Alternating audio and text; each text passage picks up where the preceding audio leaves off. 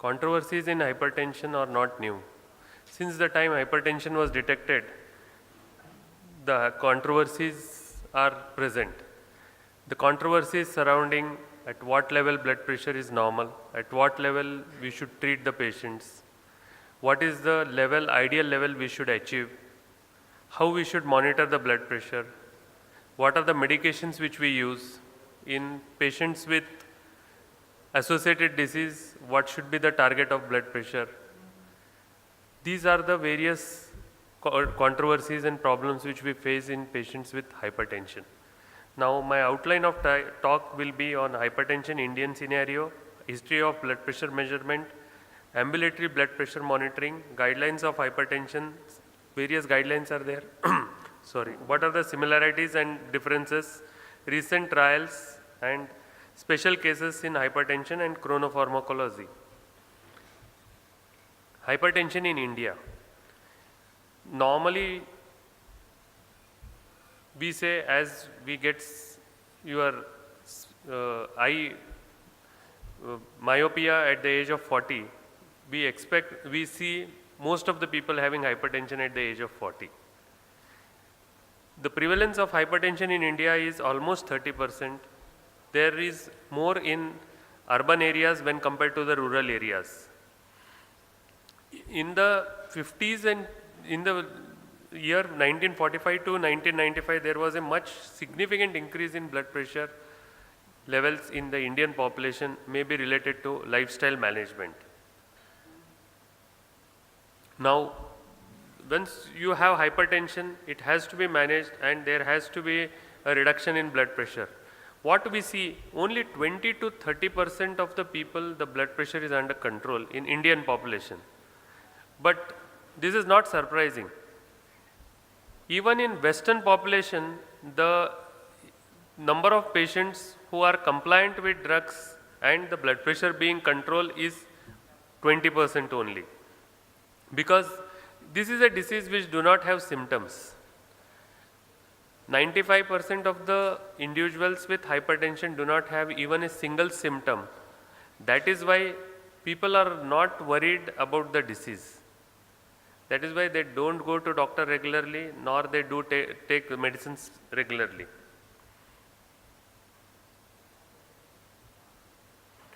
Now, the first person to measure the blood pressure was Stephen Hales. What did he do? He measured the height of column of blood cannulating with a brass pipe attached to a 12-inch glass tube, and then he measured the blood pressure. 100 years later, a mercury manometer connected to the artery was used to measure the blood pressure. And in 1890, an Italian physician, Riva Rossi, invented the sphygmomanometer. And this has been continued and there are modified versions to it now. So the measurement of blood pressure is the clinical procedure of greatest importance, and that is performed in the sloppiest manner. We don't give proper time to measure the blood pressure. We take it very casually. Now, what should be done to ideally measure a blood pressure? An average of 3 readings taken at intervals of 2 to 3 minutes should be recorded. Patient should be asked to refrain from smoking or drinking tea, coffee, exercise for at least 30 minutes before measuring the blood pressure. Allow the patient to sit for at least 5 minutes in a quiet room before beginning blood pressure measurement. Including mobile phones should be avoided. Measurement should be done preferably in sitting or supine position, or patient's arm should be fully bared and supported at the level of heart. Measure the blood pressure in both arms at the first visit and use the higher of the 2 readings. But most of us in our busy practice, we take couple of minutes to just measure the blood pressure. Ideally, this all will take 10 to 12 minutes to measure the blood pressure. That is the ideal way. We just record the blood pressure outside our consultation with electronic monitoring, which if the cuff is not tried properly, the blood pressure readings are fallacious. Once the patient sees the readings are fallacious, he gets more worried, more rise in blood pressure, more anxiety. He comes to your visiting chamber, you see him for a couple of minutes and send him back. And depending on that, you decide what medicines to give, whether his blood pressure is under control, whether he needs higher doses, he doesn't need higher doses, you call once in 3 months or once in 6 months. Is this an ideal way to treat blood pressure? We still don't have answers. So then what they have advised is home monitoring of blood pressure or ambulatory monitoring of blood pressure. For this, these two incidences have come. So ambulatory blood pressure monitoring is one of the important mainstays of treatment. It provides information of 24-hour average blood pressure as well as mean values over defined periods of time such as day and night. ABPM correlates more closely with hypertension related target organ damage and its changes of treatment other than office blood pressure measurements. ABPM there are two types of patients you can identify. One is dippers and other one is non-dippers. Dippers are the people who have dip in blood pressure in the night, that is expected normally. But if there are some people who are non-dippers, these people are at increased risk of cardiovascular mortality. So what are the indications of ABPM monitoring? Borderline hypertension, you are sure, he comes to your consulting, you see his blood pressure high, but whenever he goes outside or he monitors at home and his blood pressure is normal. White coat hypertension, whenever he comes to your consulting, you find his heart rate goes up, his blood pressure goes up. Isolated systolic hypertension. Isolated systolic hypertension is defined as blood pressure where systolic blood pressure is high but diastolic blood pressure is normal. This is very important because the mortality is high in people who have significant isolated systolic hypertension. This is found especially in elderly individuals. Nocturnal blood pressure, resistant hypertension, whenever he comes to your consulting, you find his blood pressure to be high, but he says when I monitor at home it is low, or he is not responding to medications. These are the people. Hypertension of pregnancy, hypotensive symptoms, patient has some symptoms early in the morning. Ambulatory blood pressure monitoring is very important. So what are the recommendations? There are various recommendations by various societies.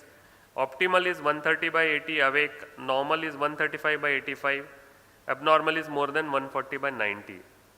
Previously JNC 7 used to recommend that any patient who has lower the blood pressure, it is the better. But the guidelines keep on changing. Off the record, I somehow feel most of the guidelines are manipulated by pharmacological companies. Because there was a time in 1950s when the treatment of hypertension started and everybody started saying diuretics are the best thing to happen. 1970s, they started telling diuretics are bad, they cause a lot of hypokalemia, increased mortality, so diuretics were stopped. Then somebody came with a new molecule and then they started saying in 1990s, 2000, diuretics is very good. How things have changed? It's the same human being, same genealogy, same mechanism of action of diuretics. Only some molecule has changed, some company has pumped crores of rupees in research and then they say this is the best molecule because they could afford to hold large scale of trials. Now same is the story with beta blockers. Atenolol was thought to be a very bad drug after life study. Atenolol, they said, is not a good drug, don't use, it increases cardiovascular mortality. But still, there are thousands of patients who continue to be, lakhs of patients who continue to be on atenolol, and nobody has head-to-head comparison with atenolol with other beta blockers. Now same thing happened with nifedipine. When it came in the market, still today it is one of the best drugs to control the blood pressure in patients whose blood pressure is not under control. They say it causes tachycardia, it causes increased mortality to the heart. So nifedipine went out of, newer patients were never prescribed on nifedipine. So this is a vicious cycle. Every 10 years, 20 years, the same group of molecules have come. There are hardly new drugs which have been introduced, new group of drugs to antihypertensive treatment which are more potent. There is no potent no ideal antihypertensive drug which is available in the market. Same things are with guidelines. JNC 7 said that blood pressure of 100 and lower the better. 110/70 is very ideal, mortality is reduced, but I will show you subsequently how the problems are there when you control the blood pressure below a level. There is something called as J curve. There is something called as J curve. In this J curve, they have found that the mortality may be increased by reducing the blood pressure below a particular level. So you can see various guidelines are there. Now they say 140/90 is acceptable blood pressure. And above 80 up to 90 is called as pre-hypertension stage in the diastolic blood pressure. But previous guidelines used to say that usual blood pressure should be less than 80. Now the medications which we use commonly, now they have given a broader group of drugs for hypertension management. You can use either ACE inhibitors, angiotensin receptor blockers, beta blockers, calcium channel blockers, or diuretics, depending on whether he is a young or old individual. Beta blockers still are being used.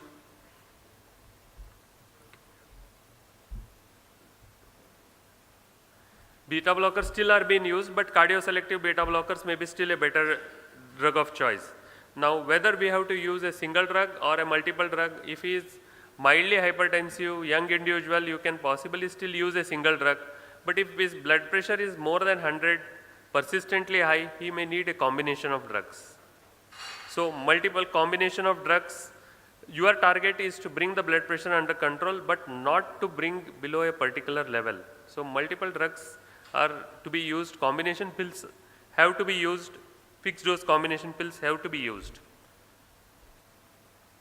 The Indian guidelines still recommend beta blocker as an agent to be used in young hypertensive with specific indications. Chlorothalidone is now available and shown to be better than hydrochlorothiazide diuretic. Life study, losartan was more effective than atenolol in reducing cardiovascular mortality and morbidity and mortality as well as all-cause mortality. This was one of the studies which I have shown, and atenolol was thought to be a bad drug. That's what I told you before. But still, these are all statistics which they will reveal what the people want to say. Vasodilating beta blockers like nebivolol are supposed to be better drugs in control of hypertension with lesser side effects.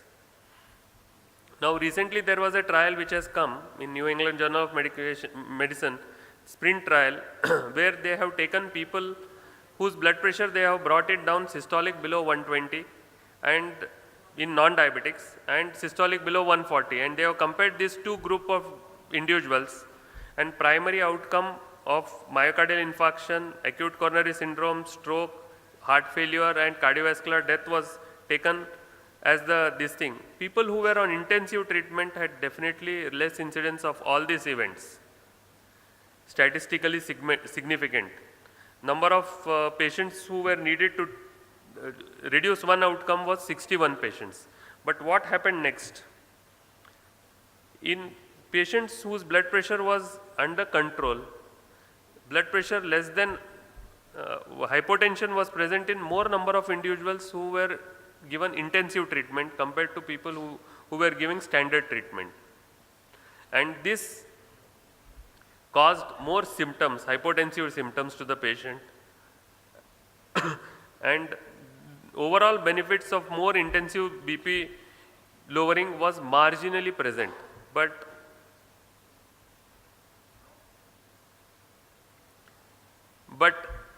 later on one more trial has come, HOPE 3. In this, they have taken patients with intermediate cardiovascular risk with normal or lower BP, whether they need antihypertensive drugs to reduce mortality. They have taken the same causes, cardiovascular causes, non-fatal myocardial infarction or stroke, and they found that there is hardly any difference in the mortality. So, should we go ahead and treat all patients very aggressively? Bring down the blood pressure to 120/80, which many people expect it. Now the accepted blood pressure, most of the guidelines say is 140/90. Below that, you can treat. Now there are other subset of patients, especially patients with hypertension with chronic kidney disease. They say you bring down the blood pressure to less than 120 bring it down to 120, and there they found out there are a lot of studies which give evidence that it is useful in bringing down the blood pressure to lower than 120, but ultimately the mortality benefit may not be much. Now there are a lot of debate whether antihypertensive drugs should be given in the morning or evening. We still don't have the final answer. There are couple of trials which are going on, which will give us the final answer, and they say that better blood pressure is under control if you give bedtime dosing, with lot of older trials and reviews which say early morning rise of blood pressure is there. So in conclusion, hypertension remains a condition of public health importance in India. Methodology to measure accurate blood pressure should be given due importance. ABPM is a useful tool in certain conditions. Although recent trials have provided useful information for lowering BP, further usual goals of BP should be followed.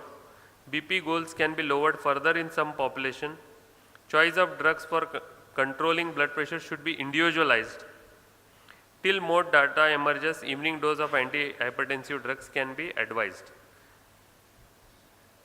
So, in summary, hypertension needs treatment, but patients who are having particular type of associated conditions need particular type of drugs. So, especially a patient with cardiovascular disease may be useful to add a beta blockers. Patients with diabetic, better drugs are ACE inhibitors and angiotensin receptor blockers. Younger individuals, still beta blockers may be an acceptable drug. Any questions you have?